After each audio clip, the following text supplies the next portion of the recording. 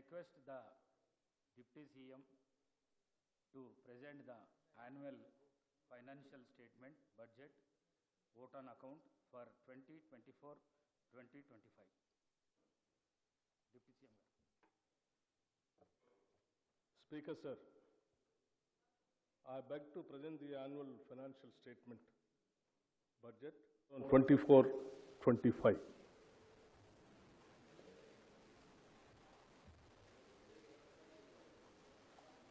గౌరవ అధ్యక్ష,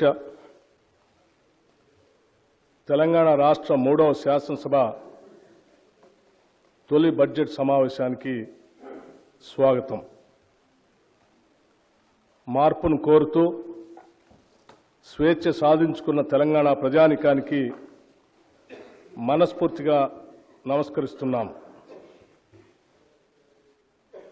భారత రాజ్యాంగ పీఠిక గుర్తు చేసుకుంటూ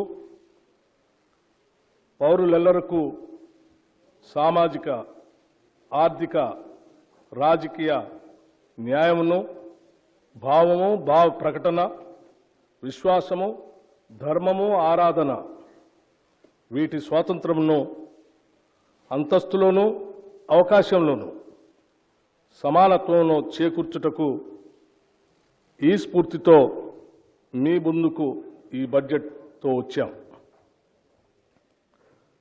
తెలంగాణ త్యాగమూర్తులు ఏ ఆశయాల కోసం ఆత్మార్పణ చేశారో వాటిని సాధించడం కోసం, వారి కలలను సాకారం చేయడం కోసం, వాటిని ఆచరణలోకి తీసుకొని రావటం కోసం ఈ సమావేశాల్లో మా కార్యాచరణ మీ ముందు ఉంచబోతున్నాం. కొందరి కోసం మాత్రమే అందరూ బతకాలి అనే నిరంకుశ విధానాలను ఎదిరించిన తెలంగాణ ప్రజలు ఇప్పుడు నిజమైన అభివృద్ధి వైపు అడుగులు వేస్తున్నారు. అందరి కోసం మనమందరం అనే నూతన స్ఫూర్తితో మన చిరకాల ఆశలు, ఆకాంక్షలు తీర్చుకోవటానికి ఇప్పుడు సరైన వేదిక ఏర్పాటైందన్న భావన కూడా తెలంగాణ ప్రజల కళ్ళల్లో స్పష్టంగా కనిపిస్తుంది. యువకుల త్యాగాల పునాదులపై ఏర్పడిన తెలంగాణ 10 ఏళ్ల తర్వాత నిజమైన ప్రజాస్వామ్యం అంటే ఏమిటో రుచి చూస్తున్నది. ఈ నేపథ్యంలో మనం ఈ స్వేచ్ఛ తెలంగాణలో తొలి బడ్జెట్ ప్రవేశపెట్టుకోవటం ఎంతో ఆనందకరమైన విషయం. సమాన అవకాశాలు, సామాజిక న్యాయం, ప్రజలకు అందుబాటులో ఉండే పాలనకు తెలంగాణ ప్రభుత్వం శ్రీకారం చుట్టింది. రైతులు, యువకులు, మహిళలు, నిరుపేదల జీవితాల్లో మరిన్ని వెలుగులు నింపేందుకు పూర్తి స్థాయిలో చర్యలు తీసుకుంటున్నాం. మీ నమ్మకాలు మీ ఆలోచనలు అవుతాయి, మీ ఆలోచనలు మీ పదాలు అవుతాయి, మీ మాటలు మీ చర్యలు అవుతాయి, మీ చర్యలు మీ అలవాట్లుగా మారుతాయి, మీ అలవాట్లు మీ విలువలు అవుతాయి, మీ విలువలు మీ విధిగా మారతాయి అంటూ జాతిపిత మహాత్మా గాంధీ చెప్పిన విషయాన్ని గుర్తు చేస్తున్నాను.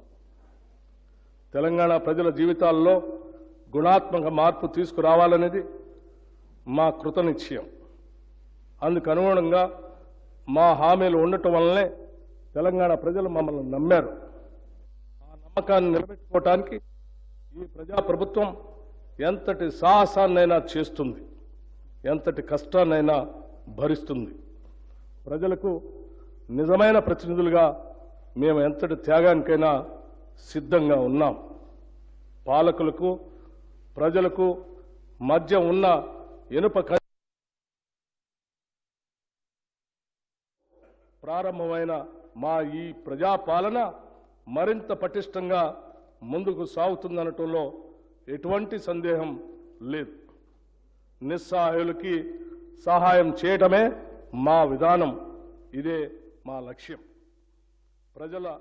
తెలంగాణ ప్రజల దశాబ్దాల ఆకాంక్షను గౌరవిస్తూ 2014లో ప్రత్యేక రాష్ట్రాన్ని ఏర్పాటు చేసిన నాటి యూపీఏ ప్రభుత్వానికి ఈ ప్రక్రియలో కీలక పాత్ర పోషించిన నాటి యూపీఏ చైర్పర్సన్ శ్రీమతి సోనియా గాంధీ గారికి మరియు నాటి ప్రధాని డాక్టర్ మన్మోహన్ సింగ్ గారికి 4 కోట్ల తెలంగాణ ప్రజల తరఫున కృతజ్ఞతలు తెలుపుకోవడం మరియు మనందరి బాధ్యత.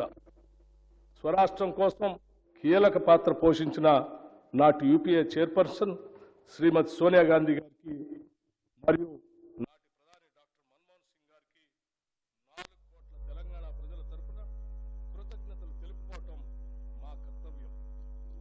మరియు ముఖ్యమంత్రి మనందరి బాధ్యత. రేవంత్ రెడ్డి గారు స్వరాష్ట్రం కోసం మా ప్రాణాలను తెలంగాణ ప్రజల ఆకాంక్షలు తీర్చడానికి ఏమాత్రం వెనుకాడము. ఇటీవల ముగిసిన అసెంబ్లీ ఎన్నికల సందర్భంగా తెలంగాణలో ఇందిరమ్మ రాజ్యం తెస్తామని మాటిచ్చాం. నిర్బంధాలు, నియంతృత్వ ధోరణులు ఉండవని చెప్పాం. ప్రజా సంక్షేమం కోసం 6 గ్యారంటీలు ప్రకటించాం. బాధ్యతలు స్వీకరించిన వెంటనే ఇచ్చిన హామీలు, చెప్పిన మాటకు కట్టుబడి హామీలకు చట్టబద్ధత కల్పించే ఫైలుపై గౌరవ ముఖ్యమంత్రి శ్రీ రేవంత్ రెడ్డి గారు తొలి సంతకం చేయటం మా ప్రభుత్వ సంకల్పానికి, చిత్తశుద్ధికి నిదర్శనం.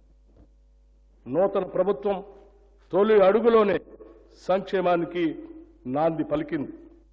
ప్రజలకు ఇచ్చిన ప్రతి మాటకు ప్రభుత్వం కట్టుబడి ఉంది. మన రాష్ట్ర క్లిష్ట ఆర్థిక పరిస్థితులపై ఈ సభకు ఇదివరకే శ్వేతపత్రం ద్వారా సవివరంగా వాస్తవాలను తెలిపాం.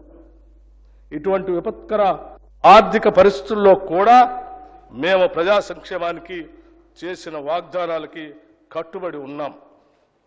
ఆడమ్ స్మిత్ చెప్పినట్లుగా మానవ జీవన ప్రమాణాలు మొత్తంగా పెంచే బహుముఖ ప్రణాళిక అంటూ ఏదీ లేదు. కానీ రాష్ట్రంలో అందుబాటులో ఉన్న వనరులతో వివిధ సాధన మార్గాల ద్వారా సాధించవచ్చు. గత పాలకుల నిర్వాకంతో మన ధనిక రాష్ట్రంలో కూడా ఆర్థిక కష్టాలు వచ్చాయి. పూట గడవటం కూడా కష్టమనేంత కనిష్ట స్థాయికి రాష్ట్ర ఆర్థిక వ్యవస్థను చేర్చారు. రాష్ట్రంలో మౌలిక సదుపాయాల కల్పనకు ప్రాధాన్యత ఇవ్వకుండా ప్రజలకు ఏమాత్రం అవసరం లేని ఆర్భాటాలకు డబ్బు ఖర్చు చేశారు. రాష్ట్రం ఆర్థికంగా ఎంత దురదృష్టకర పరిస్థితిలో ఉందంటే ప్రతి నెల 1వ తేదీన రాష్ట్ర ప్రభుత్వ ఉద్యోగులకు మరియు పెన్షనర్లకు జీతాలు ఇవ్వలేనటువంటి పరిస్థితి. దీనివల్ల ఉద్యోగుల క్రెడిట్ స్కోర్, సిబిల్ స్కోర్ దెబ్బతినటం వల్ల వారు రుణాలు పొందడం కూడా కష్టమవుతా ఉంది. వృద్ధులైన పెన్షనర్లు మందుల కోసం ఖర్చు పెట్టిన డబ్బులు పొందడం కోసం ఎదురు చూసే పరిస్థితి ఉత్పన్నమైంది. అందుకే తెలంగాణ రాష్ట్ర ఆర్థిక పరిస్థితిని, ప్రజల జీవితాలను దుర్భరం చేసే దిశగా సాగిన ప్రజా వ్యతిరేక పాలనకు ప్రజలు చరమగీతం పాడారు. ఇదే మన ప్రజాస్వామ్య వ్యవస్థ యొక్క గొప్పతనం.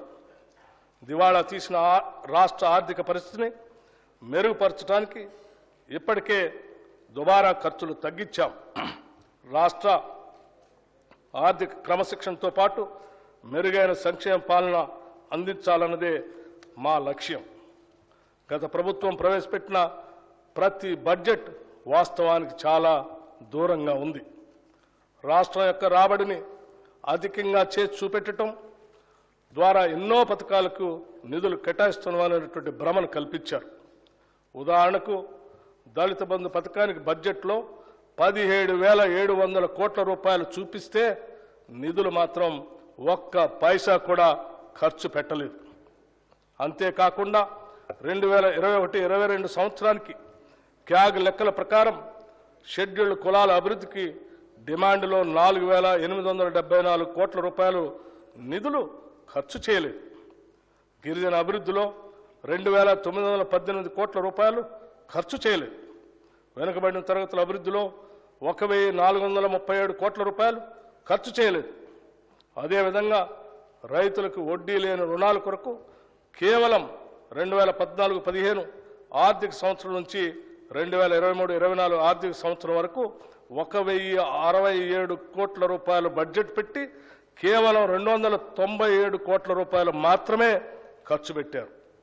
అదేవిధంగా మహిళలకు 2014-15 ఆర్థిక సంవత్సరం నుంచి 2023-24 ఆర్థిక సంవత్సరం వరకు 7,848 కోట్ల రూపాయలు బడ్జెట్ పెట్టి కేవలం 2,685 కోట్ల రూపాయలు మాత్రమే ఖర్చు పెట్టారు. ఈ విధంగా సమాజంలోని 90% జనాభా ఉన్న ఎస్సీ, ఎస్టీ, బీసీ, మైనారిటీ మరియు మహిళల కోసం గొప్పలు చెప్పుకోవటానికి పథకాలు బడ్జెట్లో ఉన్నాయి తప్పితే వాటికి నిధుల విడుదల లేవు. ఈ సాంప్రదాయానికి స్వస్తి పలికి మా ప్రభుత్వం వాస్తవానికి దగ్గరగా రాబడులు అంచనా వేసి దానికి అనుగుణంగానే పథకాలకు కేటాయింపులు చేయటం జరిగింది. ఇది మా చిత్తశుద్ధికి నిదర్శనం. సరైన ప్రణాళికలతో అన్ని అడ్డంకులను అధిగమిస్తాం, అందులో ఎలాంటి సందేహం లేదు. ఇది మా ప్రభుత్వం అని ప్రజలు భావించే విధంగా బాధ్యతతో వ్యవహరిస్తాం. మా ఈ నిర్ణయానికి గతంలో జరిగిన తప్పులు, చేసిన అప్పులు ఏమాత్రం అడ్డం కాలేవు. ఇదే స్ఫూర్తితో, ఆశయంతో, ప్రజా ఆశీర్వాదంతో ఈ బడ్జెట్ను ప్రవేశపెడుతున్నాం. 2023-24 ఆర్థిక సంవత్సరంలో తెలంగాణ రాష్ట్ర స్థూల ఉత్పత్తి ప్రస్తుత ధరలో 2022-23తో పోల్చినప్పుడు 13,02,371 కోట్ల రూపాయల నుండి 14,49,708 కోట్ల రూపాయలకి పెరిగింది. అయితే ఆర్థిక వృద్ధి రేటు అదే కాలంలో 14.7% నుండి 11.3% క్షీణించింది. దేశీయ స్థాయిలో వృద్ధి రేటు మాత్రం 16.1% నుండి 8.9% పడిపోయి మరింత ఎక్కువగా క్షీణించింది. పర్యవసానంగా భారతదేశ జీడిపి వృద్ధి రేటుతో పోలిస్తే తెలంగాణ రాష్ట్ర వృద్ధి రేటు 2.4% ఎక్కువ. తెలంగాణ ఆర్థిక వృద్ధి రేటు స్థిరమైన ధరల్లో గత సంవత్సరం 7.5% నుండి 1% తగ్గి ఈ సంవత్సరానికి 6.5% పడిపోయింది. దేశ స్థాయిలో ఈ వృద్ధి +0.1%గా ఉంది. తెలంగాణ ఆర్థిక వృద్ధి రేటు తీవ్ర క్షీణతను చవిచూసిందనేది స్పష్టమవుతా ఉంది. తెలంగాణ మరియు భారతదేశం యొక్క ప్రస్తుత మరియు స్థిరమైన ధరల వద్ద భిన్నమైన వృద్ధి రేట్లు తెలంగాణలో ఉన్న అధిక ద్రవ్యోల్బణం రేటును సూచిస్తున్నాయి. 2023 డిసెంబర్లో తెలంగాణలో 6.65%గా ఉన్న వినియోగదారుల ధరల సూచిక 5.69%గా ఉన్న దేశ సగటుతో పోలిస్తే చాలా అధికంగా ఉంది. అధిక ద్రవ్యోల్బణం ఉన్న రాష్ట్రాలలో తెలంగాణ 5వ స్థానంలో ఉంది. 2023-24 ఆర్థిక సంవత్సరంలో తెలంగాణ ఆర్థిక వ్యవస్థ వివిధ రంగాల్లో పనితీరు ఒకేలా లేదు. దీనికి అనేక కారణాలు ఉన్నాయి. ప్రాథమిక రంగాల్లో ఒకటైన వ్యవసాయం చాలా క్షీణించింది. వ్యవసాయ రంగంలో పంటల ద్వారా వచ్చే స్థూల విలువ 49,059 కోట్ల రూపాయల నుండి 45,723 కోట్ల రూపాయలకు తగ్గి -6.8% వృద్ధి రేటుగా నమోదు అయింది.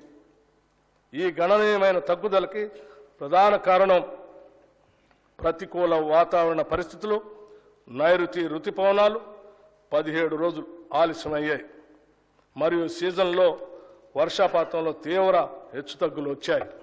ముఖ్యంగా ఆగస్టు మరియు అక్టోబర్లో పంటలు కీలక దశలో ఉన్నప్పుడు వర్షపాతం గణనీయంగా తగ్గింది. దీనికి తోడు దీర్ఘకాలం పాటు పొడిగాలులు, భూగర్భ జలాల క్షీణత మరియు కృష్ణాబేసిన్లో తగినంత నీటి లభ్యత లేకపోవడంతో వరి, పత్తి, మొక్కజొన్న, కంది, శనగ వంటి కీలక పంటల విస్తీర్ణం భారీగా తగ్గింది.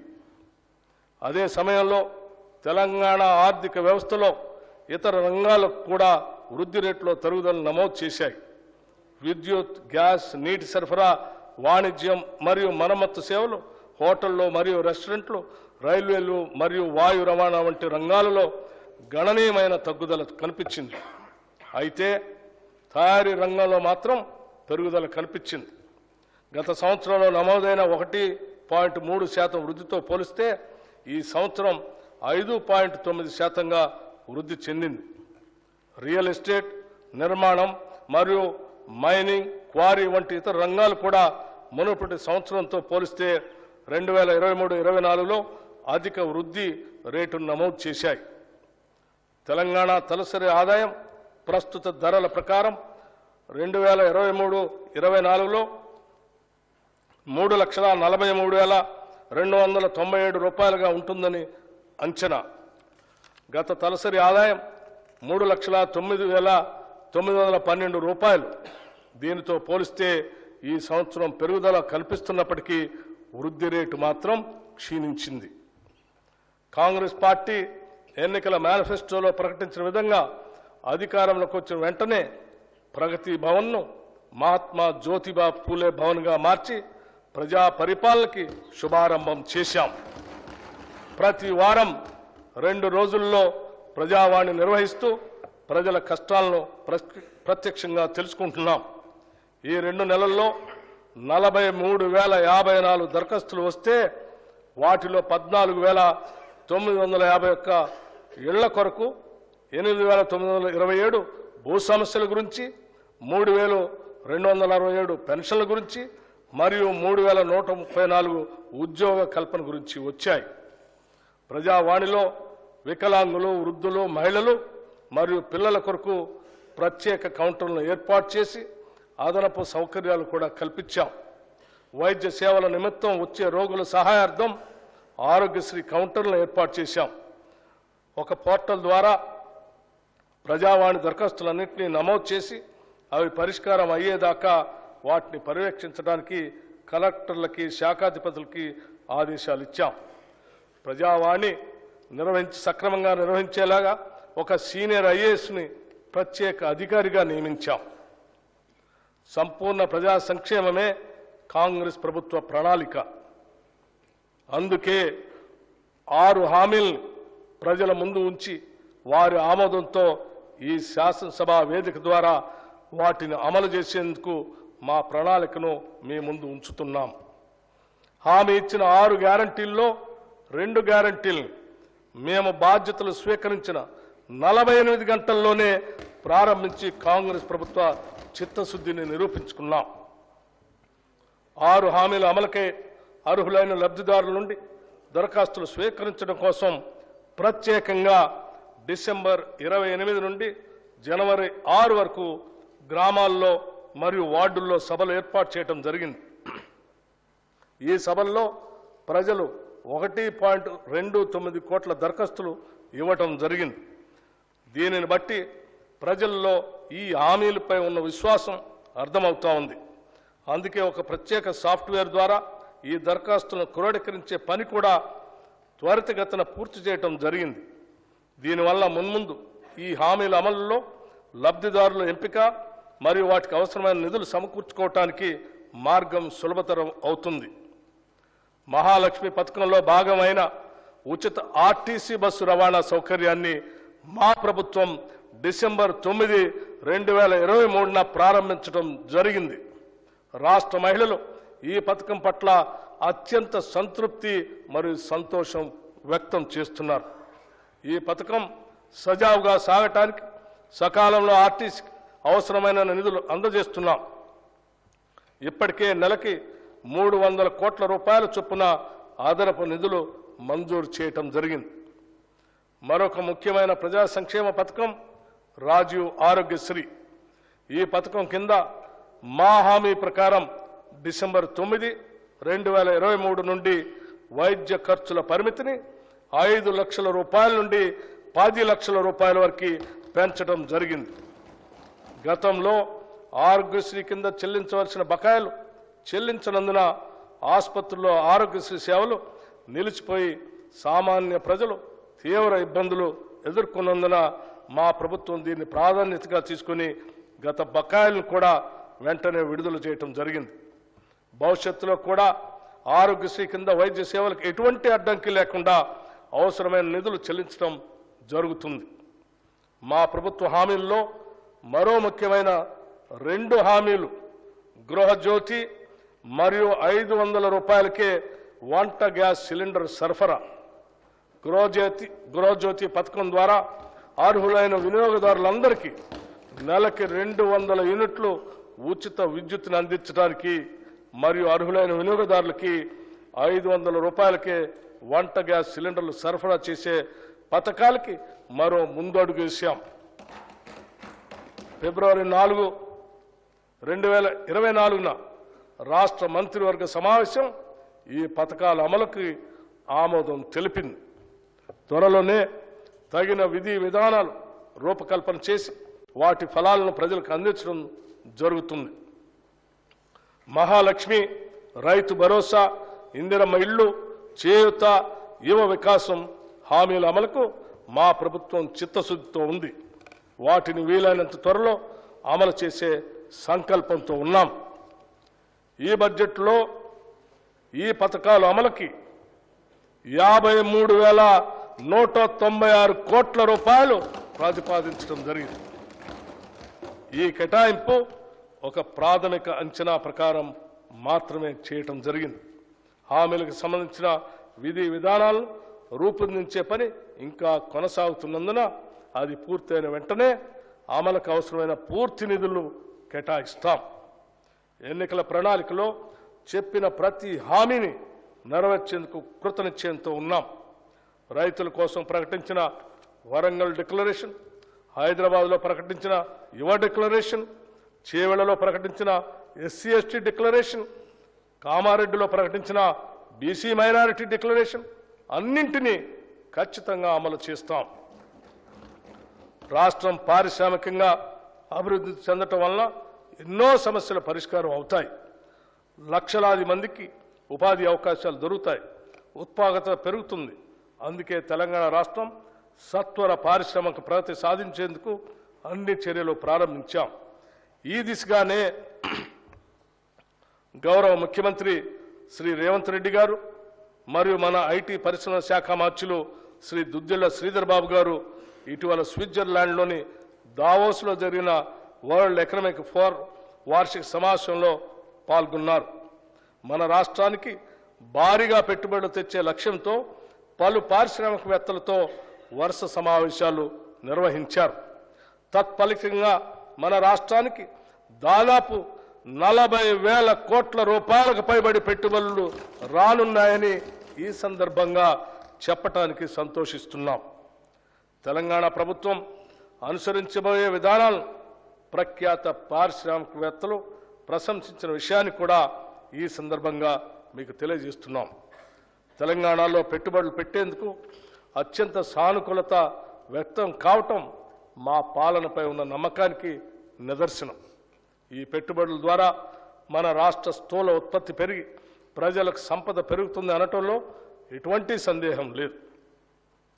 ప్రజలకు ఉపాధి అవకాశాలు కల్పించడంలో చిన్న మరియు సూక్ష్మ పరిశ్రమలు చాలా పెద్ద పాత్ర పోషిస్తాయి.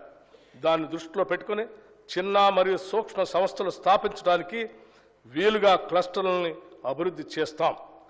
రాష్ట్ర నిధులతో పాటు కేంద్ర ప్రభుత్వ micro small enterprises cluster development programme పథకం ద్వారా కూడా దీనికి అవసరమైన నిధులు సమీకరిస్తాం. రాష్ట్ర నిధులతో పాటు పిఎం మిత్ర నిధుల్ని వినియోగించుకొని కాకతీయ మెగా టెక్స్టైల్ పార్క్ని మరింతగా అభివృద్ధి పరుస్తాం. ప్రభుత్వం తరఫున 2 లెదర్ పార్కులను కూడా ఏర్పాటు చేయబోతున్నాం. పారిశ్రామిక అభివృద్ధి అనేది ఒక చోట కేంద్రీకృతం అయినప్పుడు ప్రాంతీయ ఆర్థిక అసమానతలు తలెత్తుతాయి. ఇది దృష్టిలో పెట్టుకొని రాష్ట్ర నలుమూలలు అభివృద్ధి చెందడానికి ఫార్మా క్లస్టర్లను ఏర్పాటు చేయడానికి నిర్ణయించాం. ఈ క్లస్టర్ల ఏర్పాటులో భూసేకరణ జరిగేటప్పుడు ప్రజల ఇళ్లకు, ఆస్తులకు నష్టం వాటిల్లకుండా వాటి నివాస స్థలాలకి దూరంగా ఏర్పాటు చేయటం జరుగుతుంది. తెలంగాణ రాష్ట్రానికి తీర ప్రాంతం లేదు. అందువల్ల సరుకు రవాణా పోర్టులు అందుబాటులో లేవు. ఈ లోటును భర్తీ చేసుకోవడానికి డ్రై పోర్టులు అందుబాటులోకి తీసుకొని రావడానికి ఒక బృహత్తర ప్రణాళికను రూపొందించాం. డ్రై పోర్టులు ఏర్పాటు చేయడం ద్వారా సరుకు రవాణా ఖర్చులు గణనీయంగా తగ్గుతాయి. మన ఉత్పత్తులను సులభంగా ఎగుమతి చేసుకునే సౌకర్యం మన రాష్ట్ర పారిశ్రామిక రంగానికి అందించబోతున్నాం. ఈ బడ్జెట్లో పరిశ్రమల శాఖకి 2,543 కోట్ల రూపాయలు ప్రతిపాదిస్తున్నాం.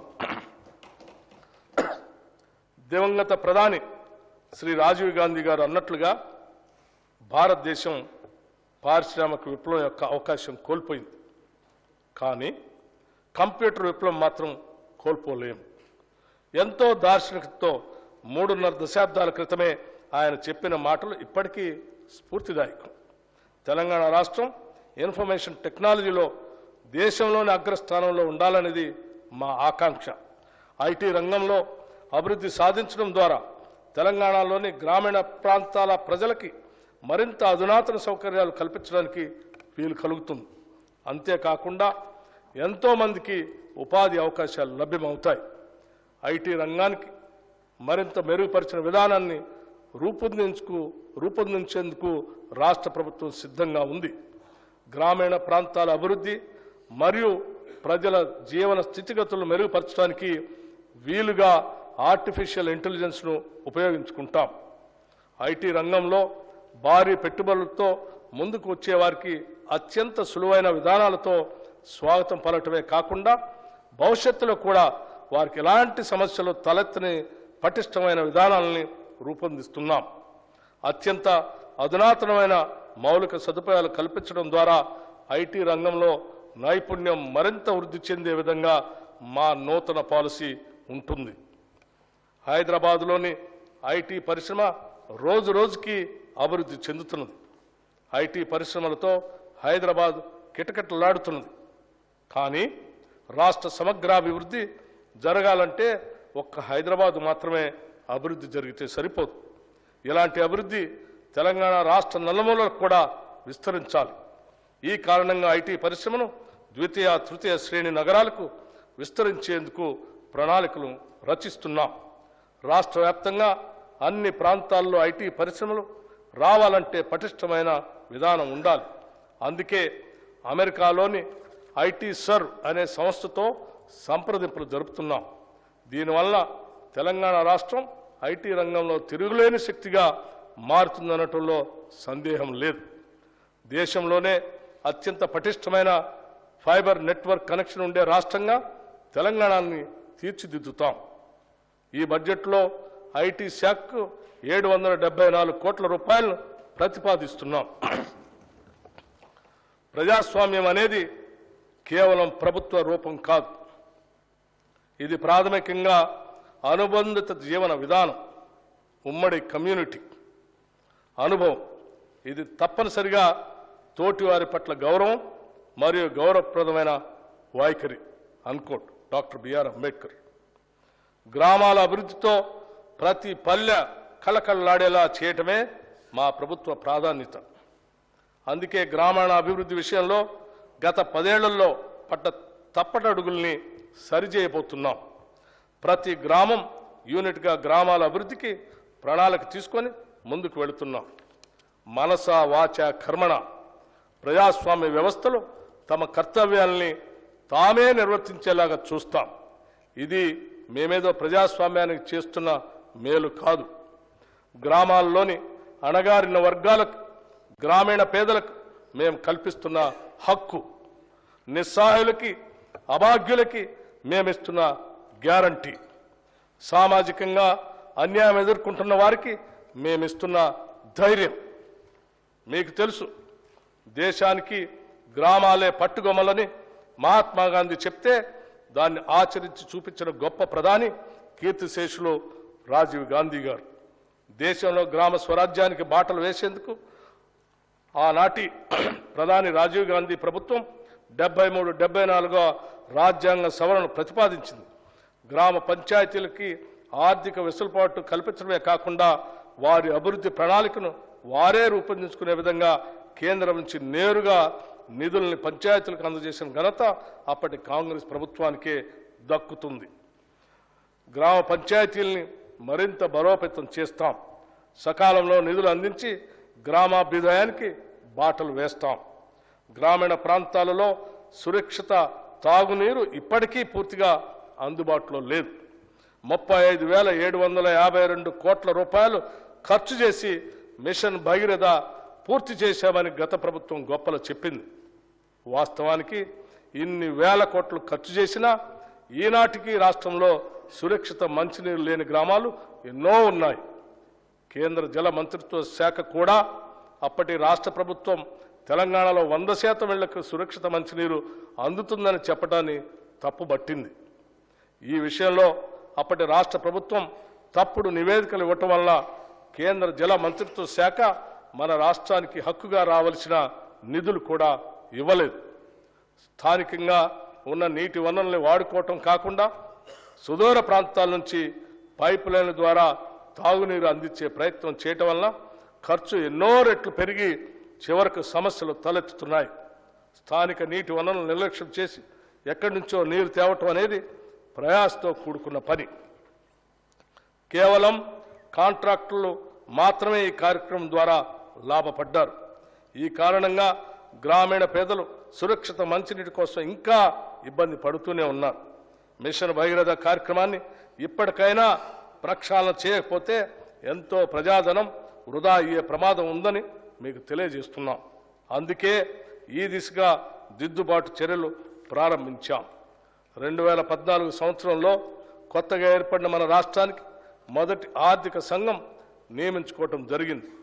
రాష్ట్ర ఆర్థిక సంఘం తన నివేదికలో రాష్ట్ర నికర స్వంత పన్నుల ఆదాయంలో 11% నిధులు గ్రామీణ మరియు పట్టణ స్థానిక సంస్థలకు కేటాయించమని సిఫార్సు చేసింది.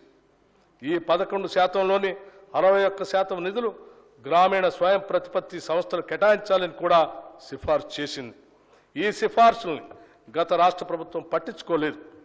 నిబంధనల ప్రకారం రాష్ట్ర ఆర్థిక సంఘం యొక్క నివేదికపై తీసుకున్న చర్యలను అసెంబ్లీలో ఉంచాలి. అయినా కూడా దాన్ని పూర్తిగా నిర్లక్ష్యం చేశారు. మా ప్రభుత్వం ఆ సిఫార్సులను వెంటనే ఆమోదించింది. ఆ ప్రకారమే నిధులు విడుదల చేస్తుంది. 1 దశాబ్దం వరకు కూడా శాసనసభలో రాష్ట్ర ఆర్థిక సంఘ నివేదికను ప్రవేశపెట్టలేదు. దానిని మా ప్రభుత్వం ఆమోదించి ఈ సభ ముందు ఉంచుతున్నాం. ఈ బడ్జెట్లో పంచాయతీరాజ్ గ్రామీణ అభివృద్ధి శాఖకు 40,080 కోట్ల రూపాయలు ప్రతిపాదిస్తున్నాం. తెలంగాణ రాష్ట్రానికి హైదరాబాద్ పాలనా కేంద్రం మాత్రమే కాదు, రాష్ట్ర అభ్యున్నతికి అవసరమైన ఆర్థిక వనరులను అందించే గుండెకాయ లాంటిది. హైదరాబాద్కు ఈ ఆర్థిక శక్తినిచ్చింది గత కాంగ్రెస్ ప్రభుత్వాలే. రక్షణ రంగ సంస్థలు, ఫార్మా పరిశ్రమలు, ఐటీ పరిశ్రమలు వంటి మౌలిక పరిశ్రమల స్థాపన మొదలుకొని మెట్రో రైలు వరకు, శంషాబాద్ విమానాశ్రయం మొదలుకొని ORR వరకు, తాగునీటి అవసరాల కోసం మంజీరా, కృష్ణా మరియు గోదావరి జలాల సరఫరా, నగరానికి 24 గంటల విద్యుత్ సరఫరా చేసే వ్యవస్థతో పాటు హైదరాబాదులో అంతర్జాతీయ స్థాయి మౌలిక సదుపాయాల కల్పన కూడా జరిగింది కాంగ్రెస్ ప్రభుత్వాల హయాంలోనే.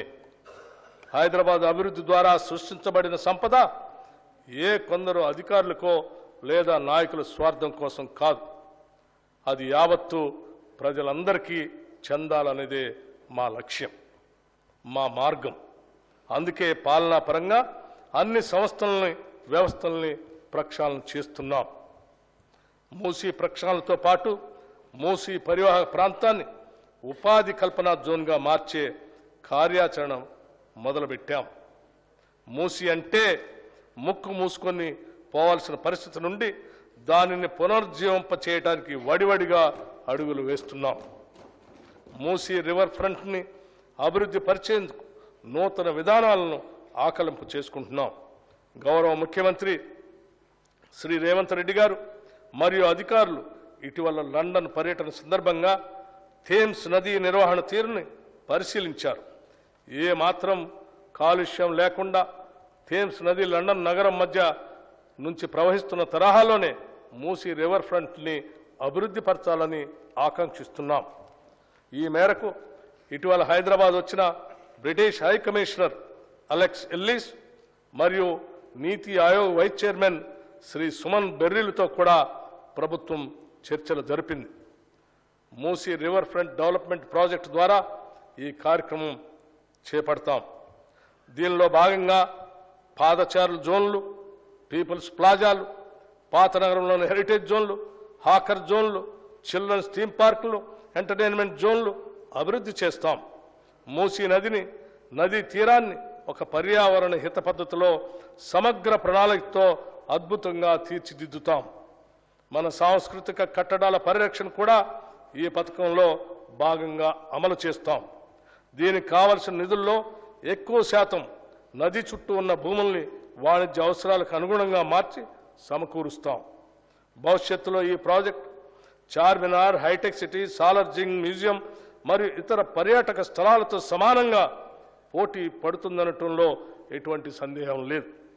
హైదరాబాద్ మెడలో అందమైన హారంలాగా మూసీ నదిని తీర్చిదిద్దుతాం. దీనికోసం 1000 కోట్ల రూపాయలు ఈ బడ్జెట్లో ప్రతిపాదిస్తున్నాం. తెలంగాణలో అభివృద్ధి వికేంద్రీకరణకి ప్రభుత్వం కట్టుబడి ఉంది. హైదరాబాద్ కేంద్రంగా రాష్ట్రాన్ని 3 జోన్లుగా ప్రభుత్వం భావిస్తుంది. ఔటర్ రింగ్ రోడ్ లోపల ఉన్న హైదరాబాద్ నగరం పట్టణ ప్రాంతంగా, ఔటర్ రింగ్ రోడ్డు ప్రతిపాదిత రీజనల్ రింగ్ రోడ్డు మధ్య ఉన్న ప్రాంతం పెరి అర్బన్ జోన్గా, ప్రతిపాదిత రీజనల్ రింగ్ రోడ్ ఆవల ఉన్న భాగాన్ని గ్రామీణ జోన్గా నిర్ధారించి దానికి తగ్గట్లుగా అభివృద్ధి ప్రణాళికలు సిద్ధం చేయాలని ప్రభుత్వం ఆలోచిస్తుంది. రాష్ట్రంలోని అన్ని పుర ప్రాంతాలని సమగ్రంగా అభివృద్ధి చేసేందుకు పూర్తి స్థాయి ప్రణాళికలు కూడా సిద్ధం చేస్తున్నామని తెలియజేస్తున్నాం. రాష్ట్ర ఆర్థిక సిఫార్సుల మేరకు పట్టణ ప్రాంత అభివృద్ధికి నిధులు విడుదల చేస్తాం. ఈ బడ్జెట్లో పురపాలక శాఖకి 11,692 కోట్ల రూపాయలు ప్రతిపాదిస్తున్నాం. రైతు బాగుంటేనే ఊరు బాగుంటుంది. వ్యవసాయం లాభసాటిగా ఉంటేనే రాష్ట్రం యొక్క ఆర్థిక పరిస్థితి మెరుగుపడుతుంది. అందుకే రైతు రుణమాఫీ అంశాన్ని మేము మా ఎన్నికల ప్రణాళికలో కూడా స్పష్టంగా పేర్కొన్నాం.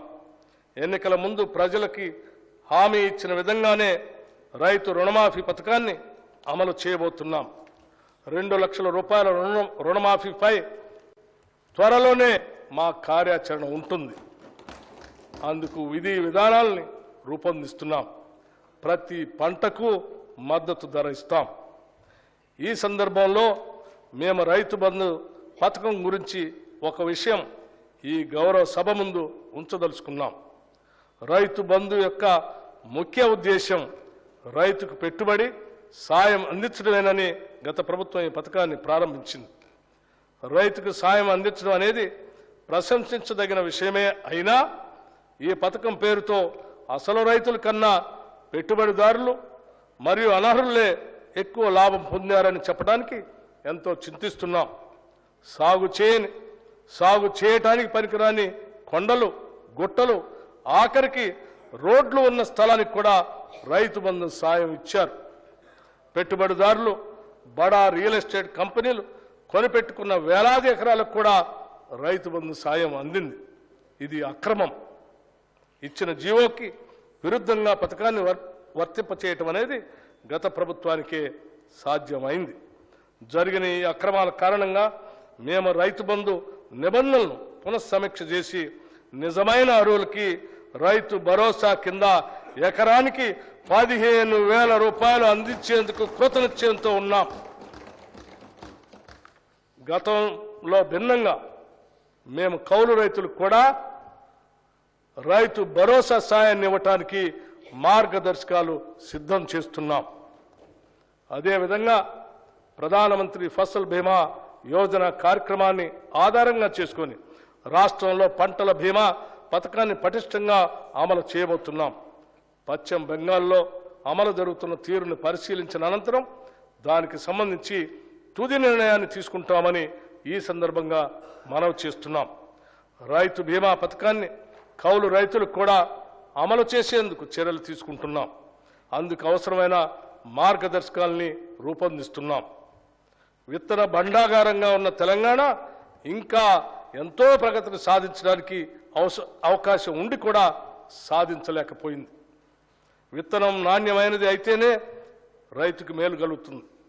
విత్తనం నాసిరకంది అయితే రైతు శ్రమంతా బూడిదలో పోసిన పన్నీరు అవుతుంది. పంట చేతికి రాకపోవటమే కాకుండా అప్పటి వరకు పెట్టిన పెట్టుబడి అంతా వృధా అయిపోతుంది. గత ప్రభుత్వ హయాంలో నకిలీ విత్తనాల సమస్య తీవ్రంగా ఉండేది. గత ప్రభుత్వం అచేతనం వల్ల, నకిలీ విత్తనాల వల్ల అనేక మంది రైతులు మోసపై ఆత్మహత్యలకు కూడా పాల్పడ్డారు. నాసిరకం విత్తనాల్ని, నకిలీ విత్తనాల్ని అరికట్టేందుకు మా ప్రభుత్వం కఠిన చర్యలు తీసుకుంటుంది. రైతుకు నష్టం చేసే ఏ విత్తన వ్యాపారిని మా ప్రభుత్వం ఉపేక్షించదు. దీనితో పాటు నాణ్యమైన విత్తన ఉత్పత్తి విషయాల్లో పురోభివృద్ధి సాధించేందుకు సకల చర్యలు చేపడుతున్నాం. ఈ మేరకు త్వరలో ఒక నూతన విత్తన విధానం తీసుకురాబోతున్నాం. ఈ సంవత్సరంలో ఆయిల్ పామ్ సాగు విత్తన అదనంగా 1,00,000 ఎకరాలు పెంచడానికి తగు చర్యలు తీసుకుంటున్నాం. ఇవన్నీ రైతుని రాజును చేయటానికే మేము తీసుకోబోతున్న చర్యలు. ఈ బడ్జెట్లో వ్యవసాయ శాఖకి 19,746 కోట్ల రూపాయలు ప్రతిపాదిస్తున్నాం. గత ప్రభుత్వం ఎంతో హడావుడిగా ఎలాంటి అధ్యయనం చేయకుండా తీసుకొచ్చిన ధరణి పోర్టల్ కారణంగా ప్రజలు ఎన్నో సమస్యలు ఎదుర్కొన్నారు. ధరణి కొంతమందికి భరణంగా, మరికొంతమందికి ఆభరణంగా, చాలామందికి భారంగా మారింది. గత ప్రభుత్వం చేసిన తప్పులతో ఎంతోమంది తమ అవసరాల కోసం సొంత భూమిని కూడా అమ్ముకోలేకపోయారు. పిల్లల పెళ్లిళ్ళకి, చదువులకి, ఇతర అవసరాలు తీర్చుకోలేక తీవ్ర ఆవేదన చెందారు. ఇదంతా లోపభూయిష్టమైన ధరణి పోర్టల్ కారణంగానే జరిగింది. ఇప్పుడు మా ప్రభుత్వం ఏర్పడిన తర్వాత రికార్డులు పరిశీలించిన మీదట ఇది నిజమేనని తేలింది. అందుకే ఈ సమస్యను పరిష్కరించేందుకు మా ప్రభుత్వం అత్యధిక ప్రాధాన్యతనిచ్చింది. ఇచ్చిన హామీ మేరకు రెవెన్యూ వ్యవస్థను ప్రక్షాళన చేసేందుకు సత్వర చర్యలు తీసుకున్నాం. ధరణి పోర్టల్ అమలు కారణంగా వచ్చిన సమస్యలను అధ్యయనం చేయడానికి 5 సభ్యులతో ఒక కమిటీని నియమించాం. అధికారంలోకి వచ్చిన నెల రోజుల్లోనే ఇంతటి కీలకమైన నిర్ణయం తీసుకొని నిపుణుల కమిటీకి బాధ్యత అప్పగించడం గతంలో ఎన్నడూ జరగలేదు. ఎస్సీ, ఎస్టీ మరియు మైనార్టీ సంక్షేమం కోసం పెద్ద ఎత్తున ఆలోచన చేస్తున్నాం. Quote reverend Martin Luther King Junior అన్నట్టు నాకు ఒక కల ఉంది. ఒక రోజున మన దేశం నిజమైన ఆదర్శాల స్వరూపంగా ఎదుగుతుందని ఆశిస్తున్నాను. మనుషులంతా సమానంగా సృష్టించబడ్డారు అన్న సత్యానికి ఆదర్శంగా నిలుస్తుంది అని తలుస్తున్నాను. అన్కోట్. జనాభాలో అత్యధిక శాతం మంది ఇంకా పేదరికంలో ఉంటే అది నిజమైన అభివృద్ధి కాదు. మన తెలంగాణ రాష్ట్రంలో గత దశాబ్ద కాలంగా పేదలకి ధనికులకి మధ్యన అంతరం మరింత పెరిగింది. అందుకే రాష్ట్ర సంపద వనరులు ప్రజలందరికీ చెందేటట్లుగా చేస్తామని మేము ఇచ్చిన హామీల్ని ప్రజలు విశ్వసించారు. వారి విశ్వాసానికి విఘాతం కలిగించకుండా పటిష్టమైనటువంటి ప్రణాళికతో ముందుకు సాగుతామని, వారికి నిజమైన అభివృద్ధిని అందిస్తామని ఈ సందర్భంగా మీకు తెలియజేస్తున్నాం. ఎస్సీ, ఎస్టీ, మైనార్టీ విద్యార్థుల భవిష్యత్తు కొరకు ఏర్పాటు చేసిన గురుకుల పాఠశాలను మరింతగా అభివృద్ధి పరుస్తాం. సొంత భవనాలు లేని గురుకుల పాఠశాలకు నూతనంగా అన్ని వసతులతో కూడిన భవనాలని నిర్మించడానికి ప్రణాళికలు సిద్ధం చేస్తున్నాం. అన్ని గురుకుల పాఠశాలల్లో సౌర విద్యుత్తుని ఏర్పాటు చేసి దాని ద్వారా ఆదాయ విద్యుత్ వినియోగ ఛార్జీల్ని తిరిగి అవసరమైన చోట వాటి అభివృద్ధికే ఉపయోగిస్తాం. ఎస్సీ గురుకులాల భవన నిర్మాణాలకి 1,000 కోట్ల రూపాయలు మరియు ఎస్టీ గురుకుల భవనానికి 250 కోట్ల రూపాయలు ఈ బడ్జెట్లో ప్రతిపాదిస్తున్నాం. గురుకుల పాఠశాల సొసైటీ ద్వారా నూతనంగా 2 MBA కళాశాలల ఏర్పాటు ప్రక్రియ ప్రారంభించాం. వీటి ప్రతిపాదనలను ఇప్పటికే all India council for textile technical education వారికి తగిన అనుమతి కొరకు సమర్పించడం జరిగింది. రాష్ట్రంలోని గురుకుల పాఠశాలకు బోధనా సిబ్బంది నియామకాలు అతి త్వరలోనే పూర్తి చేయబోతూ ఉన్నాం. ఎస్సీ సంక్షేమానికి 21,874 కోట్ల రూపాయలు, ఎస్టీ సంక్షేమానికి 13,313 కోట్ల రూపాయలు మరియు మైనార్టీ సంక్షేమానికి 2,262 కోట్ల రూపాయలు ప్రతిపాదిస్తున్నాం. బీసీ సంక్షేమం మనిషిని మహోన్నతుడిగా తీర్చిదిద్దేదే విద్య ఒక్కటే అని చెప్పిన మహాత్మా జ్యోతిబా పూలే అడుగుజాడల్లో నడిచేందుకు సంకల్పించుకున్న ప్రభుత్వం మాది. ఈ దిశలోనే మేము బీసీ డిక్లరేషన్ ఇచ్చి తెలంగాణలోని వెనుకబడిన ప్రజల ఆకాంక్షలు తీర్చేందుకు ముందుకు వెళుతున్నాం. గతంలో బీసీల సంక్షేమం కోసం, విద్య కోసం ఎంతో ఘనంగా కేటాయింపులు చేసేవారు. అయితే కేటాయించిన నిధులు విడుదల అయ్యేవి కాదు. కేవలం ఎన్నికల సంవత్సరంలో మాత్రమే కేటాయించిన నిధుల్లో కొంత మేరకు విడుదల చేసేవారు. ఈ విధంగా ప్రజలను మభ్యపెట్టే ఒక దుష్ట సాంప్రదాయాన్ని గత ప్రభుత్వం అనుసరించింది. అయితే పేద, బడుగు, బలహీన వర్గాలకు చెందిన విద్యార్థులకి మెరుగైన సౌకర్యాలు కల్పించి నాణ్యమైన విద్యను అందించాలన్నదే మా సంకల్పం. అదేవిధంగా సమాజంలోని అత్యంత నిరుపేదలైన వారి కుటుంబాల నుంచి వచ్చే విద్యార్థులు ఎక్కువగా ఉండే గురుకుల పాఠశాలపై మరింత ఎక్కువ మొత్తంలో నిధులు ఖర్చు చేయాలని నిర్ణయించాం. కేంద్రం అమలు చేస్తున్న సావిత్రిబాయి పూలే అభ్యుదయ యోజన పథకం నుంచి కూడా అదనపు నిధులు సాధించి తెలంగాణలో పకడ్బందీగా అమలు చేస్తాం. బీసీ విద్యార్థులకి ఉపకార వేతనాలను క్రమం తప్పకుండా అందిస్తాం. అంతేకాదు, విదేశీ విద్యా పథకం కింద మరింత ఎక్కువ మంది విద్యార్థులకు చేయూత అందిస్తాం. ఈ చర్యల ద్వారా బలహీన వర్గాలకు చెందిన విద్యార్థులు మరే ఇతర విషయాల గురించి ఆలోచించకుండా విద్యాభ్యాసం చేసి జీవితంలో ఉన్నత శిఖరాలకు అందుకునే విధంగా వారికి సహాయపడతాం. ప్రైవేటు భవనాల్లో ఉన్న బీసీ హాస్టళ్లకు ప్రభుత్వ భవనాలు కట్టిస్తాం. రాష్ట్రంలో ఉన్న వెనుకబడిన తరగతుల గురుకులాలకు స్వంత భవనాల నిర్మాణానికి ఈ బడ్జెట్లో 1,546 కోట్ల రూపాయలు ప్రతిపాదిస్తున్నాం. రాష్ట్రంలో ఇప్పటికీ సాంప్రదాయ వృత్తుల్లో చాలా కుటుంబాలు జీవనం సాగిస్తున్నాయి. వారికి నూతన సాంకేతికతలో శిక్షణ ఇచ్చి అవసరమైన పనిముట్లు అందజేస్తాం. వారు చేసిన ఉత్పత్తులకి మేలైన మార్కెటింగ్ సౌకర్యాలు కల్పిస్తూ వారి అభ్యున్నతికి సహకరిస్తాం. అదే సమయంలో వారి పిల్లలకు నాణ్యమైన విద్య అందించేందుకు సహాయం చేస్తాం. వారు ఐఐటి మరియు అంతర్జాతీయ విశ్వవిద్యాలయాల్లో సీట్లు సాధించేలా అవసరమైన శిక్షణ ఏర్పాటు చేస్తాం. భవిష్యత్తులో వారు విదేశీ ఉద్యోగ అవకాశాలు కూడా అందిపుచ్చుకునేటట్టు వారిని తయారు చేస్తాం. ఈ బడ్జెట్లో బీసీ సంక్షేమానికి 8,000 కోట్ల రూపాయలు ప్రతిపాదిస్తున్నాం. మహిళా శిశు సంక్షేమం. సమాజంలో సగభాగం మహిళలే. మహిళా సాధికారత అనేది కొందరికే పరిమితం కారాదు. ఈ కారణంతోనే కాంగ్రెస్ ప్రభుత్వం తమ మేనిఫెస్టోలో సింహభాగం మహిళల గురించి హామీలు ఇచ్చింది.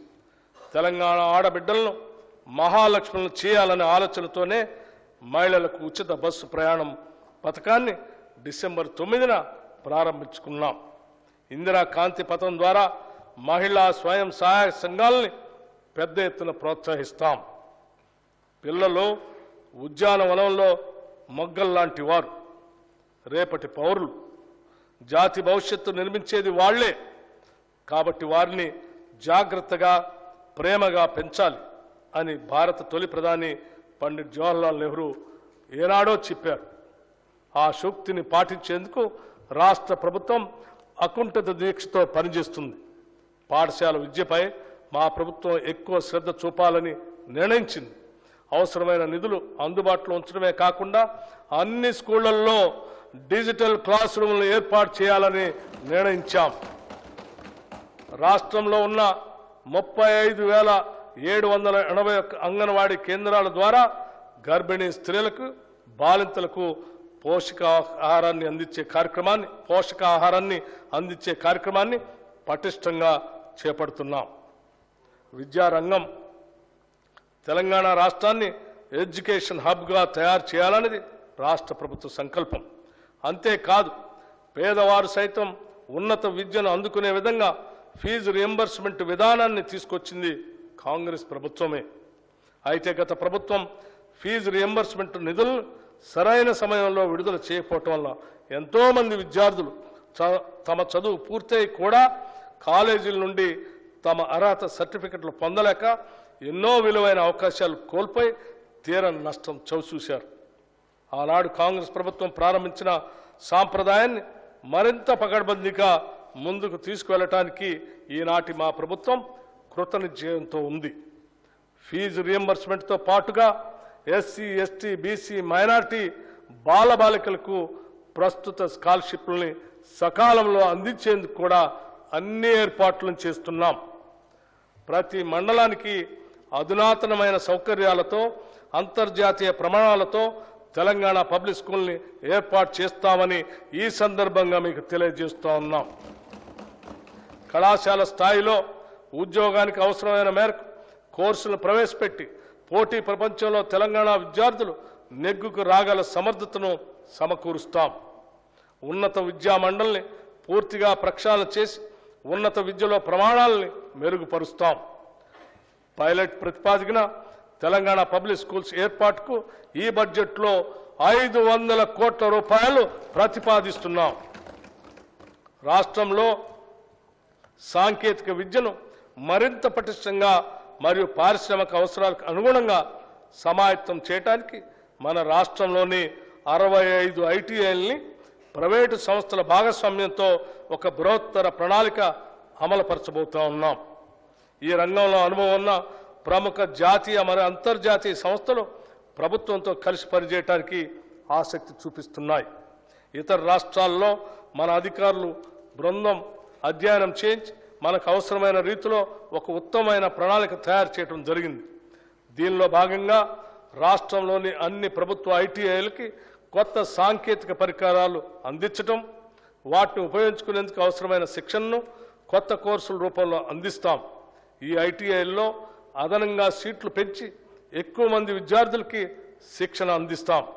ఇక్కడ శిక్షణ పొందిన విద్యార్థులకి 100% ఉద్యోగాలు పొందేలాగా ప్రణాళిక ఉంటుంది.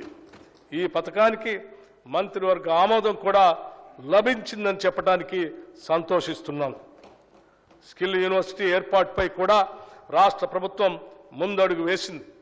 గుజరాత్, ఢిల్లీ, ఒడిశా రాష్ట్రాల్లోని స్కిల్ యూనివర్సిటీలను అధ్యయనం చేసేందుకు అధికారుల బృందం ఇటీవల పర్యటన జరిపింది. ఆయా రాష్ట్రాల్లో అమలు చేస్తున్న విధానాలను పరిశీలించి అత్యుత్తమ విధానాలను మన రాష్ట్రంలో అమలు జరిపేందుకు ప్రయత్నిస్తున్నాం. ఉస్మానియా విశ్వవిద్యాలయం మొదలుకొని రాష్ట్రంలో ఉన్న అన్ని విశ్వవిద్యాలయాల్లో ఉన్నత విద్యను ప్రోత్సహించడానికి మౌలిక సదుపాయాల కల్పనకి 500 కోట్ల రూపాయలు ప్రతిపాదిస్తున్నాం. విద్యారంగానికి ఈ బడ్జెట్లో 21,389 కోట్ల రూపాయలు ప్రతిపాదిస్తున్నాం. ప్రజల ఆరోగ్య భద్రతకు అత్యంత ప్రాధాన్యత కల్పిస్తున్నాం. గతంలో కాంగ్రెస్ ప్రభుత్వం రాజీవ్ ఆరోగ్యశ్రీ అనే గొప్ప పథకాన్ని ప్రారంభించింది. ఈ పథకాన్ని పెరిగిన వైద్య ఖర్చులకు అనుగుణంగా ప్రస్తుత అవసరాలు తగ్గట్టుగా మరింత విస్తృతపరిచి 10 లక్షల రూపాయల వరకు ఉచిత వైద్యం పొందేలాగా ఇప్పటికే ప్రారంభించాం. మా ప్రభుత్వం అసంపూర్తిగా ఉన్న సూపర్ స్పెషాలిటీ మరియు ఇతర ఆసుపత్రులు, మెడికల్ కాలేజీలు, నర్సింగ్ కాలేజీల నిర్మాణానికి కావలసిన నిధుల్ని మంజూరు చేసి వాటిని త్వరలోనే పూర్తి చేస్తుంది. హైదరాబాదులో వైద్య సేవలు విస్తృతపరిచేందుకు వీలుగా నిమ్స్ వైద్యశాల విస్తరణను పూర్తి చేసేందుకు తగిన నిధులు కేటాయిస్తాం. పాత బస్తీల్లోని చారిత్రాత్మక ఉస్మానియా ఆసుపత్రి నూతన భవన నిర్మాణాన్ని త్వరలోనే ప్రారంభిస్తాం. ప్రకటనలకే పరిమితి అయిన వైద్య రంగంలోని సిబ్బంది నియామకాలను తగిన కాల పరిమితితో పూర్తి చేస్తాం. మా ప్రభుత్వం ఏర్పడిన వెంటనే 6,956 నర్సింగ్ ఆఫీసుల నియామకాల ప్రక్రియను పూర్తి చేసి వారికి నియామక పత్రాలని అందజేయటం జరిగింది. ప్రభుత్వ వైద్యశాలలను మరింత పటిష్టపరిచి విద్యా నిర్వహణకు కావలసిన నిధుల్ని మంజూరు చేస్తాం. నూతన వైద్య కళాశాలలు అవసరమైన సిబ్బందిని మరియు వనరుల్ని సమకూరుస్తాం. వైద్య రంగానికి ఈ బడ్జెట్లో 11,500 కోట్ల రూపాయలు ప్రతిపాదిస్తున్నాం. యువజన సంక్షేమం యువకుల్ని రెచ్చగొట్టడం కాదు, హక్కున చేర్చుకుంటాం. వారికి ఆసరాగా ఉంటాం, ఆదుకుంటాం. స్వేచ్ఛాయుత తెలంగాణలో ఆత్మగౌరవంతో బతికే ఏర్పాట్లు చేస్తాం. యువతే దేశానికి భవిష్యత్ అంటూ కూనిరాగాలు తీయటం కాదు, చిత్తశుద్ధితో వారికి మెరుగైన జీవితానికి బాటలు వేస్తాం. ఇది మా వాగ్దానం మాత్రమే కాదు, ఇది మా విధానం. గత ప్రభుత్వం చేసిన పనులతో యువతలో ఆత్మస్థైర్యం దెబ్బతిన్నది. వారు భవిష్యత్తుపై ఆశను కోల్పోయారు. వారి భవిష్యత్తుకు మేము గ్యారంటీ ఇచ్చాం. అందుకే రాష్ట్రంలోని యువత మొత్తం మా వెనక నిలిచింది, మమ్మల్ని గెలిపించింది. ఈ నిజం మాకు తెలుసు కాబట్టి బాధ్యతగా ఉంటాం. చెప్పిన మాట ప్రకారం ఉద్యోగ నియామకాల విషయంలో జాబ్ క్యాలెండర్ తయారు చేసే ప్రక్రియని ప్రారంభించాం. మెగా డిఎస్సి నిర్వహించబోతున్నాం. దాదాపు 15,000 మంది కానిస్టేబుళ్ల రిక్రూట్మెంట్ అతి త్వరలో పూర్తి చేసి నియామక పత్రాలు ఇవ్వబోతున్నాం. ఇప్పటికే నోటిఫికేషన్లో చేర్చినవి కాకుండా అదనంగా 64 గ్రూప్ 1 ఉద్యోగాల భర్తీకి ఉత్తర్వులు జారీ చేయటం జరిగింది. 10 సంవత్సరాలు పాలించిన గత బీఆర్ఎస్ ప్రభుత్వం ఒక్క గ్రూప్ 1 ఉద్యోగం కూడా నియామకం చేయకుండా నిరుద్యోగుల జీవితాలతో చెలగాటమాడింది. తెలంగాణ పబ్లిక్ సర్వీస్ కమిషన్ సరైన దారిలో నిరుద్యోగ యువత ఆకాంక్షలు నెరవేర్చే విధంగా పనిచేయటానికి ప్రక్షాళన చేయటం జరిగింది. టీఎస్పీఎస్సీ తన కర్తవ్యాన్ని నిర్వహించడానికి అవసరమైన 40 కోట్ల రూపాయలు ఆర్థిక వనరుల్ని, అదనపు సిబ్బందిని ఇప్పటికే మంజూరు చేశాం. కార్మిక సంక్షేమం. తెలంగాణ రాష్ట్రంలోని కార్మికుల సంక్షేమానికి ప్రభుత్వం ప్రాధాన్యతనిస్తుంది. సంఘటిత కార్మికులకి, అసంఘటిత కార్మికులకి అందించే సాయాన్ని మరింత పకడ్బందీగా అందుబాటులో ఉంచుతాం. నిబంధనలు సరళీకరించడం ద్వారా ఎక్కువ మంది లాభం చేకూరే విధంగా చర్యలు తీసుకుంటున్నాం. మా ప్రభుత్వం గిగ్ వర్కర్ల సంక్షేమానికి కూడా పునాదులు వేసింది. గిగ్ వర్కర్ అంటే ఒక తాత్కాలిక ఉద్యోగం లాంటి వాడు. సాంప్రదాయ ఉద్యోగుల వలె కాకుండా గిగ్ ఎకానమీ కార్మికులకి పూర్తి సమయ ఉద్యోగికి ఉండే భద్రత, ప్రోత్సాహకాలు మరియు ఉద్యోగ ప్రయోజనాలు ఉండవు. వారికి ఏదైనా ప్రమాదం సంభవించి ప్రాణాలు కోల్పోతే వారి కుటుంబం మొత్తం రోడ్డున పడుతుంది. అందుకే మా ప్రభుత్వం ప్రమాదవశాత్తు మరణించిన వారికి ఈ సామాజిక భద్రతా స్కీమ్ కింద 5 లక్షల రూపాయల ప్రమాద బీమా పథకాన్ని వర్తింపజేస్తూ డిసెంబర్ 30, 2023 ఉత్తర్వులు జారీ చేశాం. చేనేత. తెలంగాణ రాష్ట్రం చేనేత కార్మికులకి పుట్టినిల్లు. తెలంగాణకు గర్వకారణంగా ఉన్న చేనేత పరిశ్రమను ప్రోత్సహించడం అంటే తల్లి తెలంగాణ ముద్దుబిడ్డల్ని గౌరవించుకోవటమే. తెలంగాణలోని వివిధ ప్రాంతాల్లో వివిధ రకాల చేనేత కార్మికులు ఉన్నారు. మన చేనేత అన్నలు చేసే ప్రతి పని ప్రత్యేకమే, ప్రతి వస్త్రం అద్భుతమే. రాష్ట్ర ప్రభుత్వం తరపున చేనేత కార్మికులకు సంబంధించి అత్యంత కీలకమైన నిర్ణయాన్ని తీసుకున్నాం.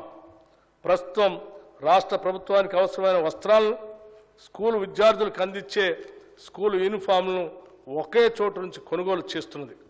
ఈ పద్ధతిని సమూలంగా మార్చి రాష్ట్ర వ్యాప్తంగా ఉన్న చేనేత కార్మికుల నుంచి కొనుగోలు చేయాలని అనుకుంటున్నాం.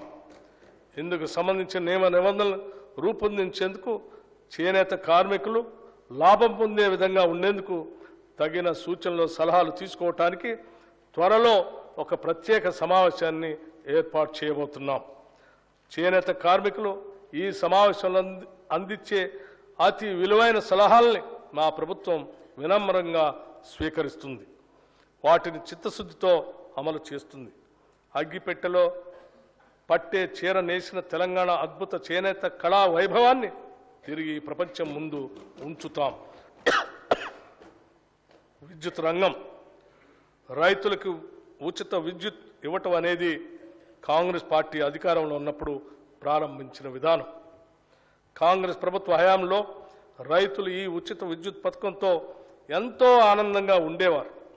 తెలంగాణ రాష్ట్రంలో అప్పటి వరకు కొనసాగిన రైతు ఆత్మహత్యలు ఆగిపోవటానికి ఆనాటి కాంగ్రెస్ ప్రభుత్వం విద్యుత్ విషయంలో అనుసరించిన వ్యూహాత్మక విధానాలే అనే విషయం మేము ఈ సందర్భంగా గుర్తు చేస్తున్నాం.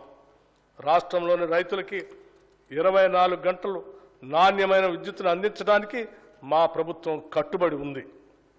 రాష్ట్రంలోని అర్హులైన కుటుంబాలకి గృహజ్యోతి పథకం కింద 200 యూనిట్ల విద్యుత్తుని ఉచితంగా అందించేందుకు ఇప్పటికే మంత్రివర్గ నిర్ణయం జరిగింది. దానిని అమలు చేసే సత్వర చర్యలు చేపడుతున్నాం. ఈ పథకానికి బడ్జెట్లో 2,418 కోట్ల రూపాయలు ప్రతిపాదిస్తున్నాం. రాష్ట్రంలో ట్రాన్స్కో మరియు డిస్కంలకి ఈ బడ్జెట్లో 16,825 కోట్ల రూపాయలు ప్రతిపాదిస్తున్నాం. అడవులు మరియు పర్యావరణం. తెలంగాణ రాష్ట్రంలో పర్యావరణ పరిరక్షణకు ప్రభుత్వం విశేష ప్రాధాన్యతనిస్తుంది. సింగిల్ యూజ్ ప్లాస్టిక్ వాడకాన్ని పూర్తిగా నియంత్రించడానికి ప్రజల సహకారంతో అమలు చేసేందుకు రాష్ట్ర ప్రభుత్వం కృతనిశ్చయంతో ఉంది. ఈ సంవత్సరంలో ప్రభుత్వం బయోడైవర్సిటీ మేనేజ్మెంట్ కమిటీల్ని పటిష్టపరచడం, పర్యావరణ అవగాహన మరియు శిక్షణా కార్యక్రమాలని చేపట్టబోతున్నాం. అంతేకాకుండా తెలంగాణ మత్స్య సంపద వైవిధ్యం, వెదురు పంటల సంరక్షణ మరియు పునర్జీవం, చిత్తడి నేలల సంరక్షణకి సంబంధించిన కార్యక్రమాలు చేయబోతున్నాం. రాష్ట్రంలో అవసరమైన వారందరికీ డబుల్ బెడ్రూమ్ ఇళ్లను నిర్మించి ఇస్తామని గత ప్రభుత్వం చేసిన వాగ్దానాన్ని గాలికి వదిలేసింది. గత ప్రభుత్వం చెప్పిన విషయాలు విని తెలంగాణ రాష్ట్ర ప్రజలు డబుల్ బెడ్రూమ్ ఇళ్లపై ఎన్నో ఆశలు పెట్టుకున్నారు. ప్రజల అవసరాలని, ఆశల్ని గత ప్రభుత్వం వారి రాజకీయ అవసరాలకు మాత్రమే వాడుకుంది. కానీ మా ప్రభుత్వం 6 గ్యారంటీల్లో భాగంగా ఇందిరమ్మ ఇళ్ల పథకం కింద ఇల్లు లేని వారికి ఇంటి స్థలం, స్థలం ఉన్న వారికి ఇంటి నిర్మాణానికి 5 లక్షల సాయం అందించడానికి అవసరమైన కార్యాచరణ మొదలు పెడుతున్నది. ప్రధానమంత్రి ఆవాస్ యోజన పథకం కింద పొందగలిగిన నిధుల్ని గత ప్రభుత్వం వినియోగించుకోలేకపోయింది. అందుకోసమే ఇప్పుడు కేంద్రం నుంచి అత్యధిక నిధులు రాబట్టి వాటిని తెలంగాణ ప్రజలకు మరింత ఎక్కువ లబ్ధి చేకూర్చేలా వినియోగిస్తాం. ఈ సంవత్సరం ఇందిరమ్మ ఇళ్ల పథకం కింద ప్రతి నియోజకవర్గానికి 3,500 ఇళ్ల చొప్పున మంజూరు చేస్తామని తెలియజేయడానికి సంతోషిస్తున్నాం. ఈ పథకానికి బడ్జెట్లో 7,740 కోట్ల రూపాయలు ప్రతిపాదిస్తున్నాం. రహదారులే ప్రగతికి సూచికలు. అందుకోసమే ప్రతి మండల కేంద్రం నుంచి జిల్లా కేంద్రానికి డబల్ లైన్ కనెక్టివిటీని అభివృద్ధి పరిచేందుకు రాష్ట్ర ప్రభుత్వం కృతనిశ్చయంతో ఉంది. ఇప్పటి వరకు ఇలా అనుసంధానించబడిన ప్రాంతాలకు అధిక ప్రాధాన్యతనిస్తాం. నదులపైన, వాగులపైన ఇప్పటి వరకు కనెక్టివిటీ లేని ప్రాంతాలను ఎంపిక చేసుకొని నూతన బ్రిడ్జిల నిర్మాణం ద్వారా అనుసంధానం చేస్తాం. మరి ముఖ్యంగా గిరిజన ఆవాసాలకు రోడ్డు కనెక్టివిటీని కల్పిస్తాం. గ్రామీణ ప్రాంతాల్లోని రోడ్లను మరింత మెరుగు తీర్చిదిద్దడం ద్వారా గ్రామీణ ఆర్థిక వ్యవస్థని కొత్త రూపు తీసుకురావాలని ప్రయత్నిస్తున్నాం. జిల్లా కేంద్రాల్లో ఇంకా పూర్తిగాని కలెక్టరేట్ భవనాలని సత్వరమే పూర్తి చేస్తాం. వివిధ శాసనసభ నియోజకవర్గ కేంద్రాల్లో గౌరవ ఎమ్మెల్యేల కార్యాలయాల నిర్మాణం పూర్తి చేస్తాం. రాష్ట్ర అభివృద్ధికి కీలకమైన రీజనల్ రింగ్ రోడ్డు విషయంలో భూసేకరణకు అవసరమైన నిధులు కేటాయించి యుద్ధ ప్రాతిపదికన పనులు పూర్తి చేసి ప్రజలకి అందుబాటులో తేవాలనేదే మా లక్ష్యం. నీటిపారుదల, నీళ్లు, నిధులు, నియామకాల కోసం కొట్లాడి తెచ్చుకున్న తెలంగాణ రాష్ట్రం ఈ 10 సంవత్సరాల కాలంలో నీటిపారుదల రంగంలో గణనీయమైన అభివృద్ధి సాధించి ఉండాల్సింది. పచ్చని పైర్లతో తెలంగాణ భూభాగం కళకళలాడాల్సి ఉంది. అయితే గత 10 ఏళ్లలో జరిగిన తప్పిదాలు నీటిపారుదల రంగంలో సాధించాల్సిన ప్రగతికి అవరోధాలుగా మారాయి. ఈ కఠోర వాస్తవం గ్రహించినప్పుడే మనం భవిష్యత్తులో ఎలాంటి తప్పులు పునరావృతం కాకుండా చూసుకోగలుగుతాం. అందుకే ఈ విషయాల్ని మొహమాటం లేకుండా ప్రస్తావిస్తున్నాం. నీటిపారుదల రంగ నిపుణుల సూచనలు పట్టించుకోకుండా, మేధావుల సలహాలు పాటించకుండా కేవలం మనకు తెలిసిందే వేదం అన్న రీతిలో గత ప్రభుత్వం వ్యవహరించిందనటంలో సందేహం లేదు. ఏదైనా రాష్ట్రం నీటిపారుదల రంగంపై విశేష శ్రద్ధ చూపిస్తే అద్భుతాలు సాధించడానికి 10 ఏళ్ల కాలం సరిపోతుంది. అయితే ఈ దశాబ్ద కాలంలో అనుసరించిన ఒంటెద్దు పోకడ సాగునీటి రంగాన్ని, ఆర్థిక రంగాన్ని అతలాకుతలం చేసింది. కాంట్రాక్టుల కోసం ప్రాజెక్టులు నిర్మించే విధానం తెలంగాణకు శాపంగా మారింది. లక్షల కోట్ల రూపాయల ఖర్చులో అవినీతి ఎంతో తేల్చాల్సిన బాధ్యత మాపై పడింది. అందుకే కాళేశ్వరం ప్రాజెక్టులోని మేడిగడ్డ, అన్నారం, సుందిళ్ల బ్యారేజీల నిర్మాణంలో జరిగిన నాణ్యతా లోపం, అవినీతి కార్యక్రమాలు, అనాలోచిత విధానాలు, అవకతవకలపై విచారణ జరిపిస్తామని మేము ప్రజలకి మాటిచ్చాం. ఆ మాట నిలబెట్టుకునే దిశగా కార్యాచరణ ఉంటుంది. కృష్ణా మరియు గోదావరి జలాలలో తెలంగాణకు న్యాయంగా రావాల్సిన నీటి కేటాయింపుల కోసం ఎక్కడా కూడా రాజీ పడకుండా పోరాటం చేసి తెలంగాణ రైతుల ప్రయోజనాలను కాపాడటానికి ఎంత దూరమైనా వెళ్ళటానికి సిద్ధంగా ఉన్నాం. గత కాంగ్రెస్ ప్రభుత్వం ప్రారంభించిన డాక్టర్ బిఆర్ అంబేద్కర్ ప్రాణహిత చేవెళ్లను పూర్తి చేసి ఎగువ ప్రాంతాలైన ఆదిలాబాద్ మరియు ఇతర జిల్లాలకి సాగునీరు ఇవ్వాలన్నది మా ప్రభుత్వ లక్ష్యం. ప్రస్తుతం నిర్మాణంలో ఉన్న నీటిపారుదల ప్రాజెక్టులో తక్కువ ఖర్చుతో తొందరగా పూర్తి చేయగలిగే ఎక్కువ ఆయకట్టుకు నీరు అందించే వాటిని సత్వరమే పూర్తి చేయాలనేది ప్రభుత్వ ఆలోచన. వాటిలో AMR Srisailam left bank canal, Mahatma Gandhi Kalwakurthy lift irrigation scheme, Jawahar Nettempadu lift irrigation scheme, Rajiv Bhima lift irrigation scheme, Koil Sagar lift irrigation scheme, SRSP Indiramma వరద నీటి కాల్వ, JR Chokka Rao Devadula lift irrigation scheme, Komaram Bheem, చిన్న కాళేశ్వరం లాంటి చూరాల కొడంగల్ లిఫ్ట్ ఇరిగేషన్ సంబంధించి లాంటి అనేక ఉన్నాయి. ఈ బడ్జెట్లో నీటిపారుదల శాఖకి 28,024 కోట్ల రూపాయలు ప్రతిపాదిస్తున్నాం. పవిత్ర పుణ్యక్షేత్రాలైన వేములవాడ, భద్రాచలం, బాసరా, జమలాపురం, చిన్న తిరుపతి, ధర్మపురిలను మరింత ఆకర్షణీయంగా భక్తులకు సౌకర్యవంతంగా తీర్చిదిద్దేందుకు చర్యలు తీసుకుంటున్నాం. అందుకు అవసరమైన కార్యాచరణ త్వరలో ప్రారంభం కాబోతున్నదని తెలియజేయడానికి సంతోషిస్తున్నాం. ప్రముఖ పుణ్యక్షేత్రాలను అనుసంధానం చేస్తూ టూరిజం సర్క్యూట్లను ఏర్పాటు చేసేందుకు కూడా సత్వర చర్యలు తీసుకుంటాం. దేవాదాయ ధర్మాదాయ శాఖ చెందిన వేలాది ఎకరాల అన్యాక్రాంత భూములను గుర్తించి వాటిని పరీక్షించేందుకు ప్రత్యేక చర్యలు తీసుకుంటాం. మన గిరిజనుల పెద్ద పండుగైన మేడారం జాతర ఘనంగా నిర్వహించబోతున్నాం. దేశంలోనే అతిపెద్ద అడవి బిడ్డల జాతరలో సమ్మక్క సారలమ్మ తల్లులను దర్శించుకోవడానికి సుదూర ప్రాంతాల నుండి వచ్చే జనం కోసం అన్ని సౌకర్యాలని కల్పించాం. 110 కోట్ల రూపాయల నిధులను కూడా విడుదల చేశాం. భక్తులు సులభంగా బంగారం మొక్కులు చెల్లించుకునేందుకు వీలుగా ఆన్లైన్ పోర్టల్ కూడా ప్రారంభించాం. తెలంగాణ రాష్ట్రానికి ఎనలేని వారసత్వ సంపద ఉన్నది. మనం చేయాల్సిందల్లా వాటిని కాపాడి భావితరాలకి అందించటమే. పర్యావరణ సమతుల్యాన్ని కాపాడే అడవులు, నిత్యం పారే సెలయేళ్లు, ఆకాశం నుంచి దుమికే ఎత్తిపోతలు, చరిత్రకు సాక్ష్యాలుగా కోటలు, భక్తి పారవశ్యాన్ని పెంచే దేవాలయాలు, కొలన్పాక్ జైన మందిరం, నాగార్జున సాగర్, నేలకొండపల్లి బౌద్ధ స్తూపాలు ఒక్కటేమిటి, తెలంగాణ తల్లి ఒడిలో ఇలాంటి అపురూప చిత్రాలు ఎన్నో. అలాంటి ప్రదేశాలని పర్యాటక ప్రాంతాలుగా రూపుదిద్దితే భావితరాలు కూడా వాటిని కాపాడుకుంటాయి. ఇంతటి ఘనమైన ఆశయంతో రాష్ట్రంలో పర్యాటక రంగాన్ని ప్రోత్సహించేందుకు నూతన విధానాన్ని రూపొందించుకు చర్యలు తీసుకుంటున్నాం. పర్యాటక ప్రాంతాలుగా వీటిని గుర్తించి అభివృద్ధి పరుచుకుంటే లక్షలాది మందికి ఉపాధి దొరుకుతుంది. పర్యాటకుల్ని ఎక్కువగా ఆకర్షించడం ద్వారా ఆదాయం వనగూరుతుంది.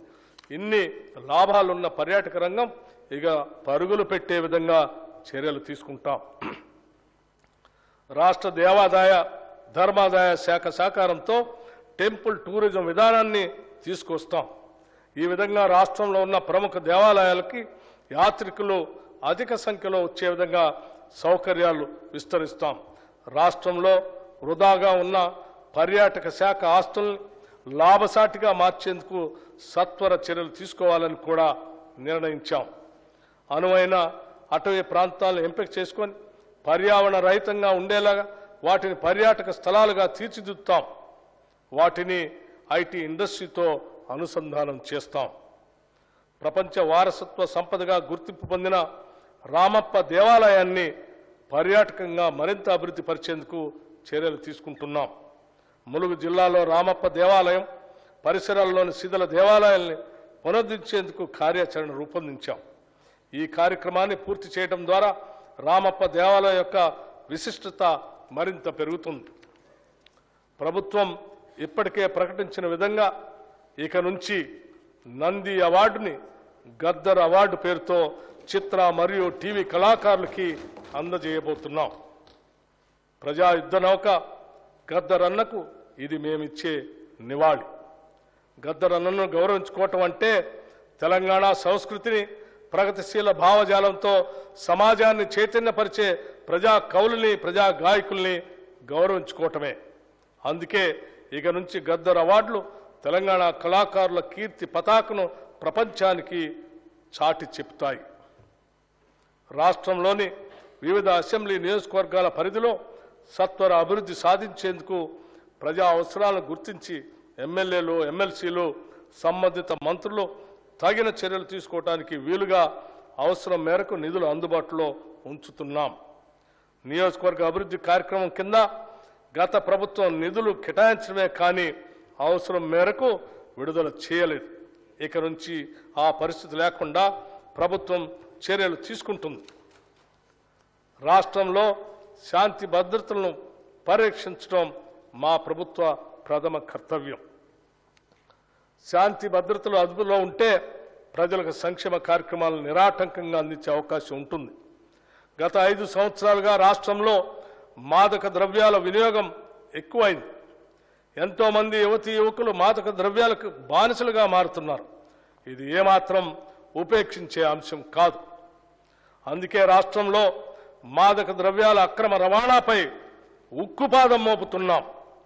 రాష్ట్రంలో గత నెల రోజులుగా మన పోలీసులు ఆబ్కారీ అధికారులు దాడుల్లో పెద్ద మొత్తంలో పట్టుకున్న గంజాయి మరియు ఇతర మాదక ద్రవ్యాలే మా కార్యాచరణకు నిదర్శనం. మాదక ద్రవ్యాల నిరోధక బృందాలకు అవసరమైన నిధుల్ని సిబ్బందిని ఇప్పటికే కేటాయించాం. తెలంగాణ రాష్ట్రంలో మాదక ద్రవ్యాల వినియోగం అనే మాటే ఉత్పన్నం కాకూడదు. ప్రజల్లో అవగాహన పెంచి మాదక ద్రవ్యాల మహమ్మారి బారిన పడకుండా తెలంగాణ యువతని కాపాడుతాం. ఈ నెల 4వ తేదీన జరిగిన రాష్ట్ర మంత్రివర్గ సమావేశంలో హుక్కా బార్లను కూడా నిషేధించాం. తద్వారా తెలంగాణ భవిష్యత్తును కాపాడుతామని మీ అందరికీ తెలియజేస్తున్నాం. ఎంతో కాలం పెండింగ్లో ఉన్న నూతన హైకోర్టు సముదాయానికి 100 ఎకరాల స్థలాన్ని కేటాయించడమైనది. న్యాయ వ్యవస్థ పటిష్టతకు మేము తీసుకుంటున్న ఈ చర్యతో దేశం మొత్తం తెలంగాణ వైపు చూస్తుందనటంలో సందేహం లేదు. అధ్యక్ష, చివరగా ఒక విషయం మీ ద్వారా వినమ్రంగా ఈ గౌరవ సభకు రాష్ట్ర ప్రజానికానికి స్పష్టం చేయదలుచుకున్నాం. గొప్ప ఆశలు ఆశయాలు ప్రతి ఒక్కరికి ఉంటాయి. కానీ వాటిని నెరవేర్చుకునే ధైర్యం, కష్టపడే తత్వం మరియు నైతిక విలువలతో కూడిన నిబద్ధత ఉన్నప్పుడే ఈ ఆశయాలు సాకారం అవుతాయి. ఇవన్నీ కూడా మా ప్రభుత్వానికి ఉన్నాయి. ప్రతి తెలంగాణ బిడ్డ గర్వపడేలాగా మేము ఫిబ్రవరి 4, 2024న రాష్ట్ర మంత్రివర్గ భేటీలో ఈ అంశాల్ని ఆమోదించాం.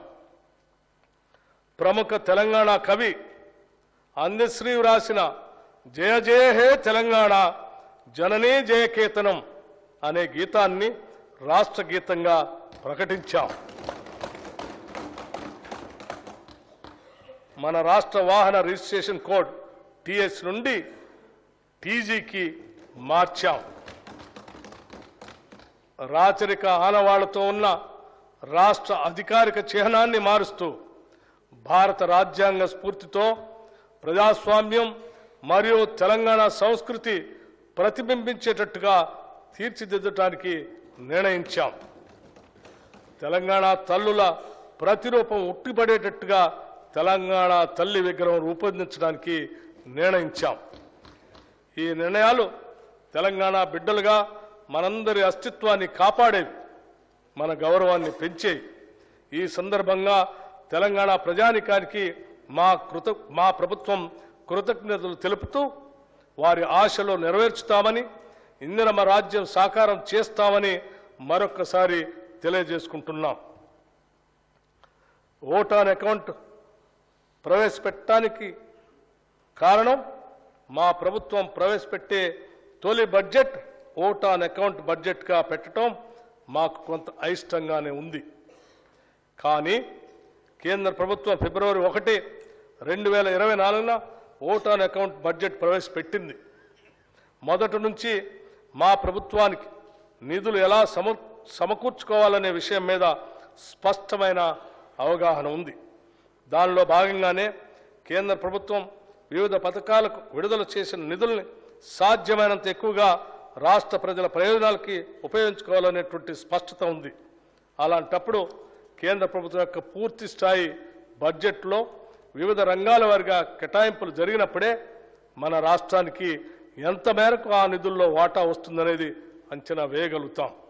అందువల్లే కేంద్ర ప్రభుత్వం పూర్తి స్థాయి బడ్జెట్ని ప్రవేశపెట్టిన తర్వాతనే రాష్ట్రంలో కూడా పూర్తి స్థాయి బడ్జెట్ పెట్టాలని నిర్ణయించాం.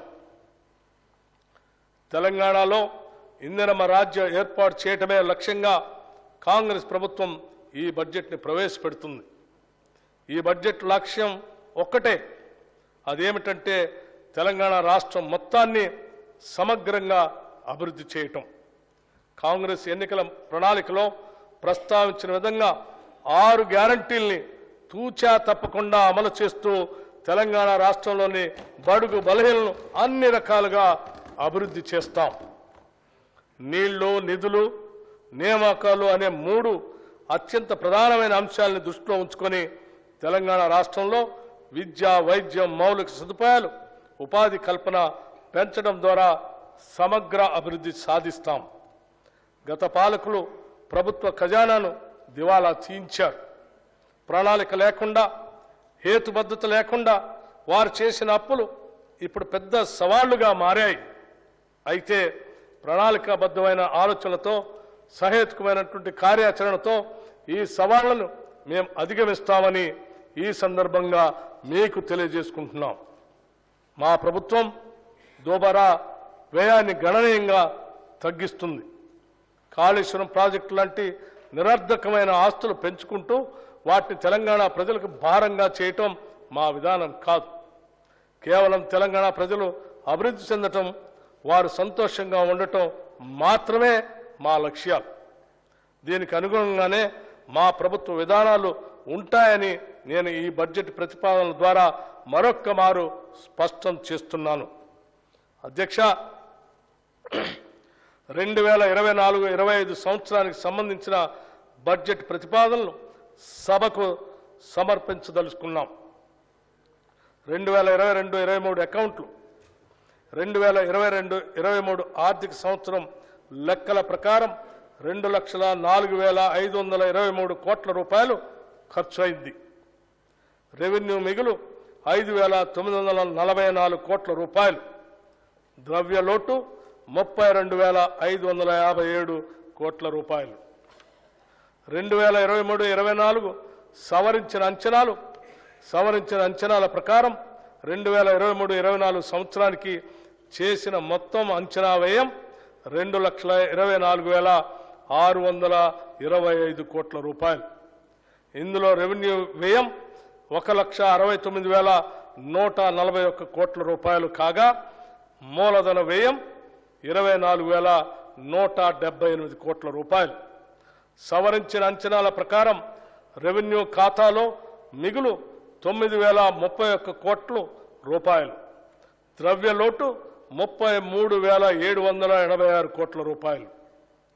2024-25 ఓట్ ఆన్ అకౌంట్ బడ్జెట్ అంచనాలు 2024-25 ఆర్థిక సంవత్సరానికి ఓట్ ఆన్ అకౌంట్ మొత్తం వ్యయం 2,75,891 కోట్ల రూపాయలు. రెవెన్యూ వ్యయం 2,01,178 కోట్ల రూపాయలు.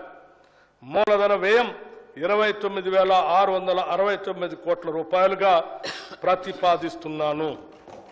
2024-25 సంవత్సరానికి ఓట్ ఆన్ అకౌంట్ బడ్జెట్ ప్రతిపాదనను సభ ఆమోదం కోసం ప్రవేశపెడుతున్నాను. జై తెలంగాణ, జై Hind. Annual financial statement budget vote on account for 2024-2025 presented. The House is adjourned to meet again at 10 a.m. on Monday, 12th February 2024.